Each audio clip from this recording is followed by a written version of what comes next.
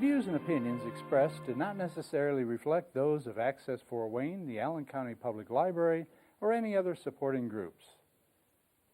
If you'd like to produce a show, call us at 260-421-1250.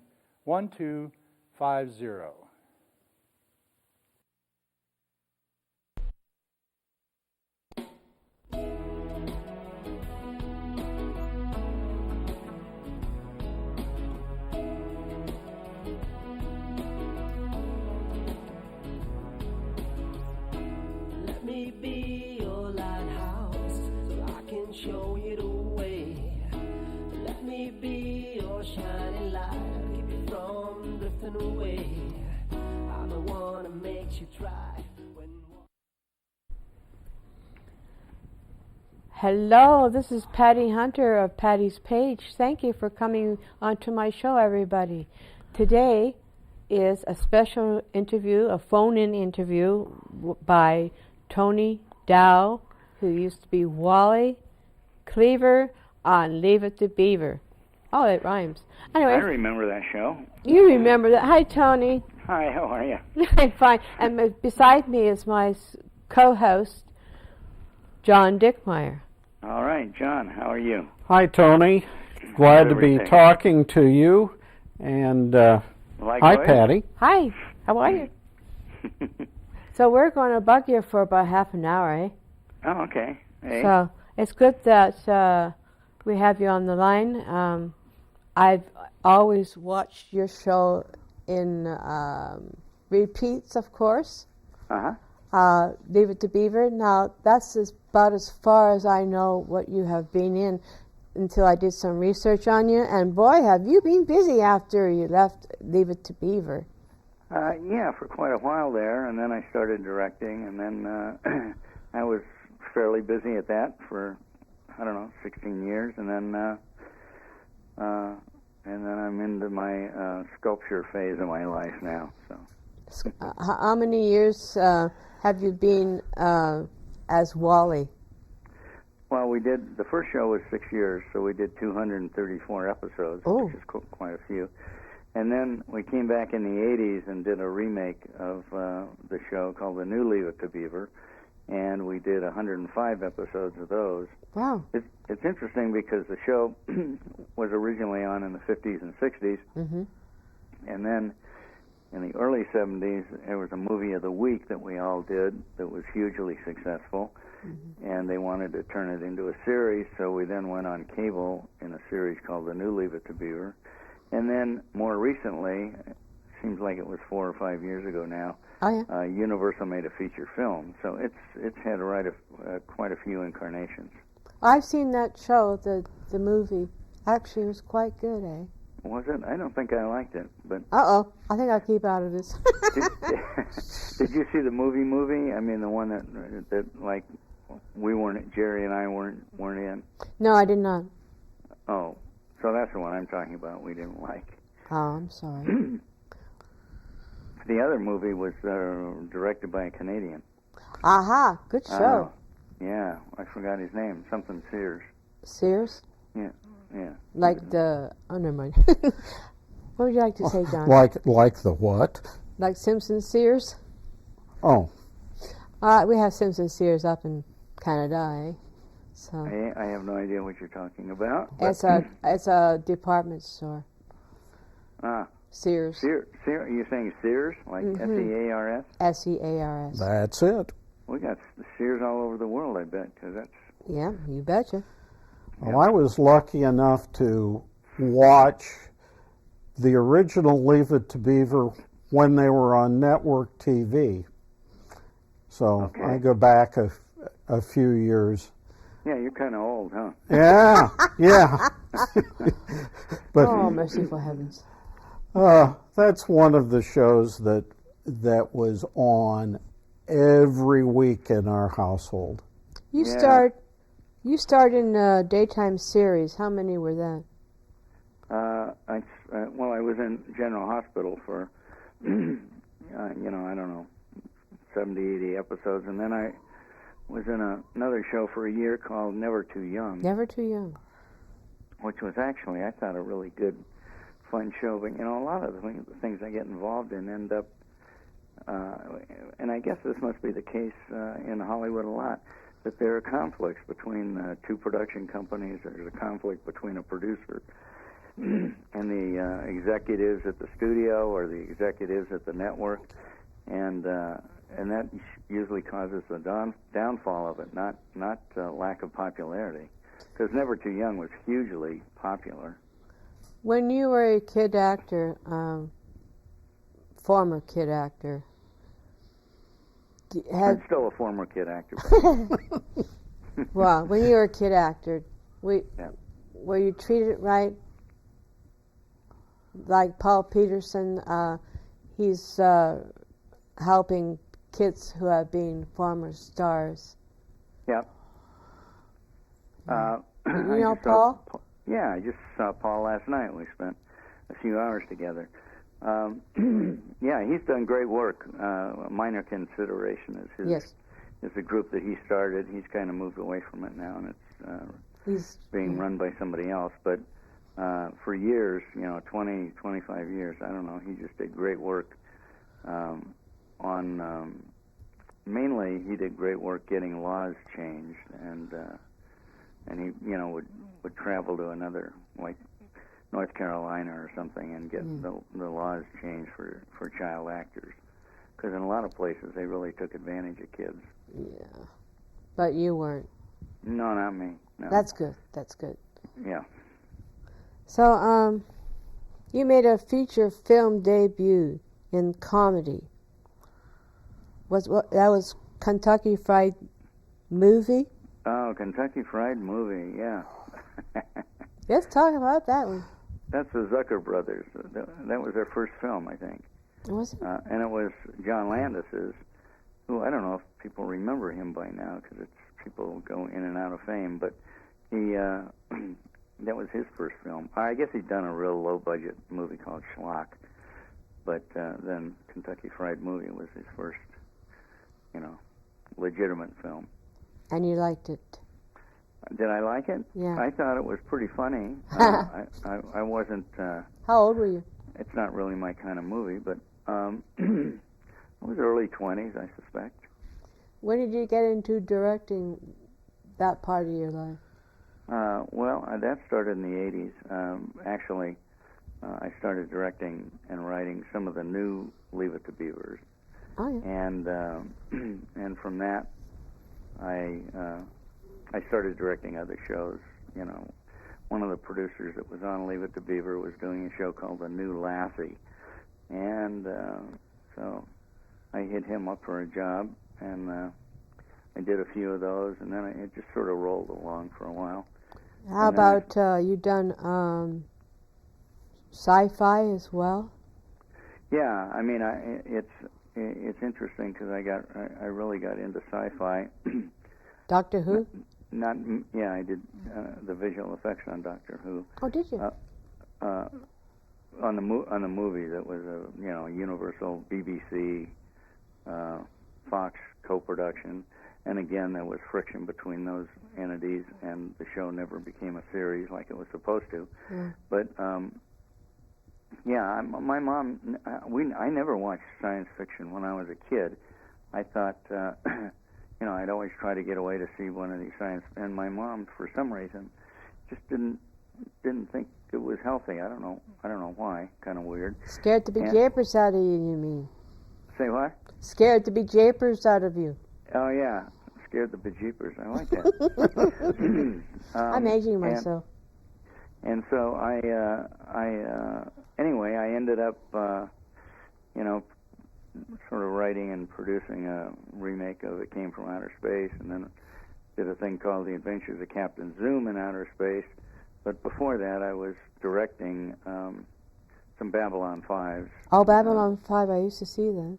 Yeah, that was a great show. I never did see the ending. I did a whole number of those.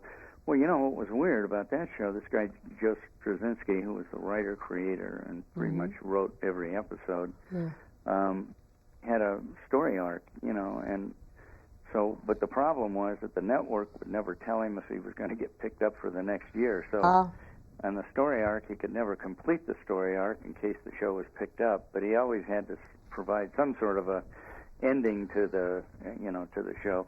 So, the show kind of went along for about 6 years, kind of sort of ending 6 times, and then I'm not sure he ever really closed out his vision of what it should have been. Oh, you mean didn't do closure at the end, you mean? I don't, I can't remember. I don't think he did it as well as he would have liked because, he didn't know if they were coming back next year. So anyway, then he did a show called Crusade, which was on for a couple of years. I did a bunch of those, and then I did Deep Space Nine, which is a Star Trek. Star Trek got my interest. I ended up, being sort of a specialist in visual effects for science fiction, and then directed a bunch of science fiction. But you never starred in it, did you? Well, when I actually knew nothing about it, huh? You didn't star as an actor in it? No, I never did, although it would be fun. Ah. Yeah. Except my friends, like Billy Mooney, who was on Babylon 5, it used to take him like 2.5 hours every day to get into his makeup, because he had one of those weird head things, and he had... yeah. So I wouldn't like that. Yeah. That's kind of a pain in the You wouldn't neck. want to sit still waiting, going through all that stuff being put on you? Nope. So, Melissa Gilbert and Lauren, you're married, aren't you now? Yes, I am, to Lauren. How long? How long? Oh, don't ask me that. Okay, I won't ask. Many moons. Let's say 34 years. 34 years. I've been married 24, so you beat me by 10. Ah, good. Well, you're doing good, though. Yeah, I am. Yeah. You did a 2-hour documentary, Child Stars, Their Stories. That's right, yeah. Mm-hmm. Did you ever see that? Yes. And, pretty good, huh? Very well done. I interviewed several years ago Patty Duke, talking about abuse, bipolar. Yeah, she's great. Yeah. We shared stories. We had like 35 people that were either former kid actors or recently kid actors. So it was a pretty complete look at how it works. John? Well, maybe we can get back to the whole issue of science fiction, because I became an addict to science fiction and have a lot of these programs on DVD, and the ones that I always thought were interesting were the Crusade. I have all the Babylon 5, but the Crusade was the one that ended abruptly. And I suspect it was a problem with selling the show, because it was very, very well done. Yeah, I mean, it was the same exact crew, the same producer, the same writer, editors, same camera people, and that had done Babylon 5, which I think was extremely well done. An interesting thing about Babylon 5 was that we used to do an hour in, like about 1,200,000, something like that, and towards the end, we were doing them for under $1 million, and that's another weird thing about Hollywood. The more successful you are, the less money they give you to do your shows. That's not right. I'm sure that's not the case with the big shots, but it's been the case on the new Leave It to Beaver and also on Babylon 5. But anyway, we did that show for like $900,000 or something like that. And Deep Space Nine, which was basically the same sort of premise, and had kind of the same setup, although it was in a studio versus in a warehouse studio. Those things, cost upwards of $2.5 million. Wow. So, there can be a big difference in the amount of money spent, but I thought the production values on Babylon 5 and Crusade were quite good. As you were growing up, you won quite a number of awards for swimming and trampoline, and what else? What other kind of awards did you win when you were younger? Well, you were I was into sports. a springboard diver, so I did that. We can show that. We're going to show a picture of the springboard. You can tell us how you first began swimming and how you got over. Were you afraid of heights when you went up that thing to Never. dive? No, Never? never afraid of heights. Oh. Matter of fact, later on when I was sort of in a construction business, I used to scare the hell out of all the bosses and also people who worked for me because I had no fear of heights. But anyway, I started when I got thrown into a swimming pool when I was 2.5 years old. And the theory of the lady who was teaching me how to swim, quote unquote, was that all animals know how to swim. I mean, if they're in the water, they figure out how to swim. And humans are the only ones who sometimes can't swim, but that's because of their fears and because of their inability to solve the problem at hand. So her first line of attack was she would throw us in the pool, and if we swam out, voila, she had taught us how to swim. If we didn't swim out, then she would jump in and get us, and then she would have to go through a major process of teaching us how to swim, which I would think the people who didn't swim out were now certainly frightened of going in the water again. But anyway, I swam out. So I was 2.5, and then I think I stayed at that gymnastic place for maybe 2.5 years. And then I started swimming competitively at, I think it's, the age groups are like 7 and 8 and 9, or 9 and 10, and then 11 and 12. So I swam through all those age groups. You did good. Yeah, I mean, I had a couple of national records, and groovy. Diving, I was, one of the better guys around. You have a picture. We have a picture we're going to show about called Woman's Journal, and you were 4 years old when your picture was taken. That was a weird thing. I think I was with my mom. I don't remember the experience at all. I remember sitting for the portrait, which I hated, but I remember that the story is we were walking along somewhere, and this woman came up and she said, "I'm a watercolorist.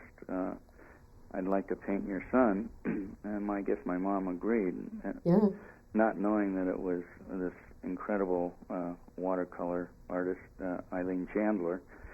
So I had to sit for like 2 or 3 sessions, which, was for 4 years old to sit still to have somebody do a portrait. Is kind of you had an interesting look on your face. Did I? Was it like I want to get out of here? Yeah. Yeah. You are now a sculptor.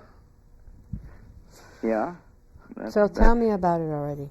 Sort of the last part of my, the last career I've got, I assume. I'm hoping it's my last career. You never know. Well, I'd always been an artist and done a lot of drawing, and I wasn't a particularly good artist in terms of being able to replicate things, but I always had interesting ideas. Excuse me, I have a frog in my throat for some reason.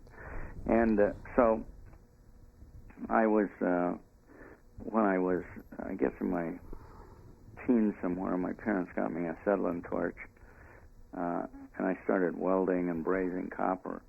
So I had, in my, late teens and early 20s, I did a lot of stuff, and I had always planned that, well, when I retire from directing, I will try to be more serious and take up sculpting. So when I retired from directing, I started spending more time with it. So You're not That's kinda- directing anymore, eh? No. Ah, No. cool. That's I wonderful. mean, I will if somebody asks me. I mean, if Oh. you got a project you want me Really? to direct, I'll be happy to. But That'd be great. That's nice. That's nice. Yes, sir. So, how do you feel towards your sculpture? Do you get emotionally involved in the pieces that you do?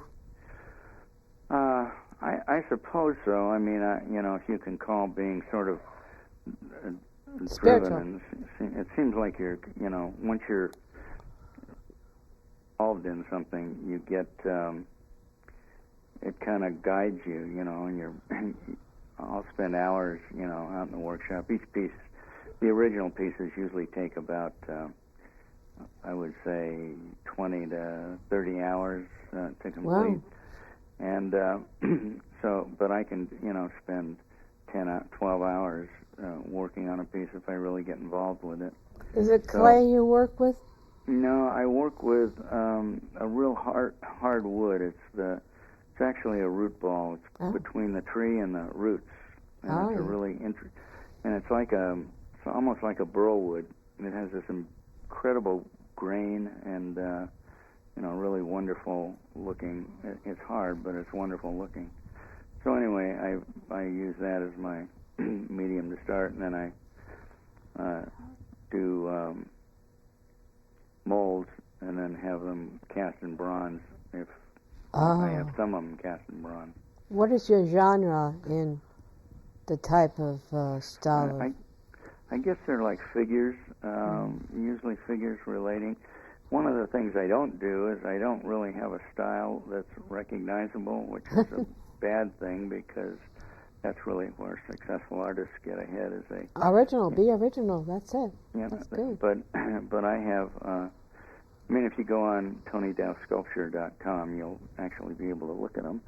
But the first series were sort of about 20 pieces that had figures relating to each other, and then I did a bunch more wood pieces, and then I got into doing things I called artifacts, which were kind of, who knew if they were from underwater or from thousands of years ago or whether they were from the future. They were kind of, so I did a bunch of those, and then I did a thing called cityscapes.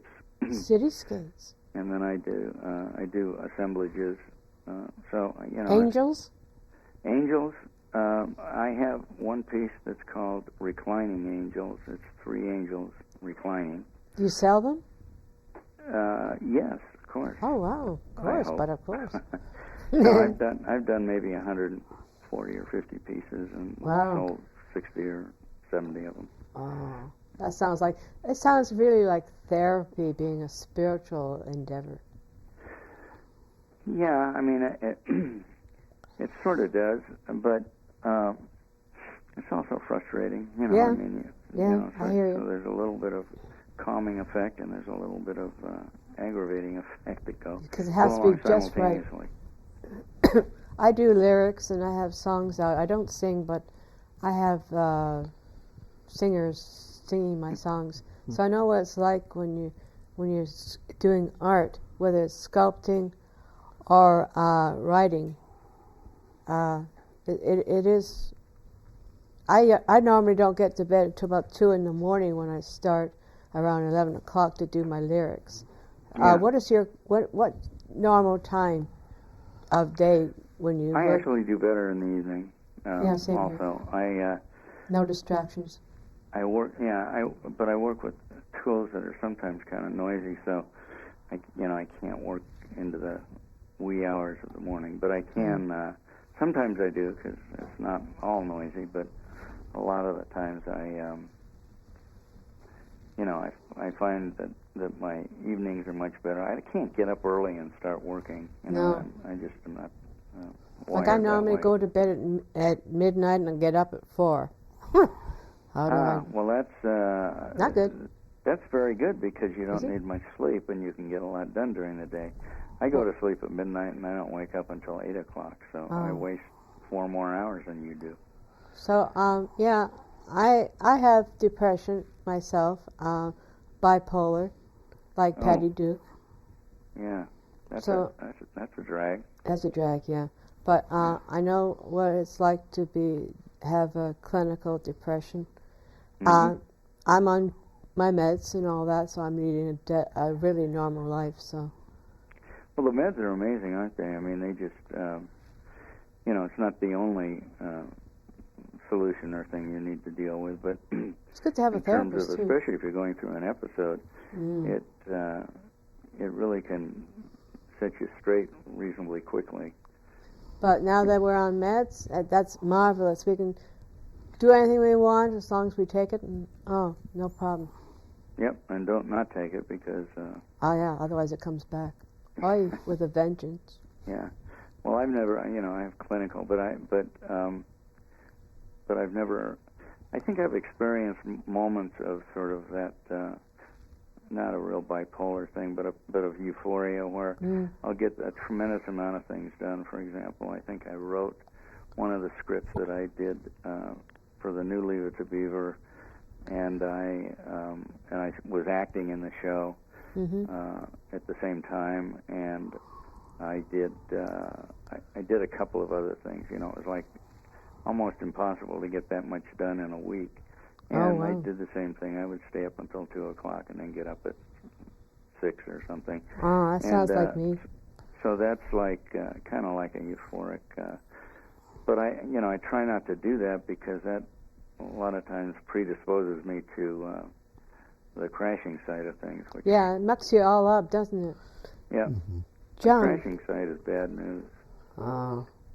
What would you like to say, John? Well, I think multitasking is a problem sometimes. We don't focus on one thing, and when we're asked to do 10, 20 different things, or so it seems, at the same time we do, as you said, Patty, muck up. Muck up? Well, anyways, this is getting towards the end of the show. My goodness. That Tony, went fast. we got to have you back on, my friend. All right. Well, Bang on. it's always possible. Hey. And Yes. may you have a wonderful Christmas and New Year's. Oh, same with you. Yeah, have great holidays. And really, again, if you want to look at any art, go to TonyDowSculpture.com. Okay. We'll put that up. All right? Okay, dear. Many. Talk to you later. Thank you, sir. Have a good Bye. one. Same with you. Bye. Bye-bye. And this is John Dickmeyer, my co-host, and me. I'm Patty Hunter. May we see you next week, and God bless. Godspeed, my love, until we meet again. You're always in my heart and every dream. Don't let this time apart give in to all our fears. God will keep us close from up above. So until we meet again, Godspeed, my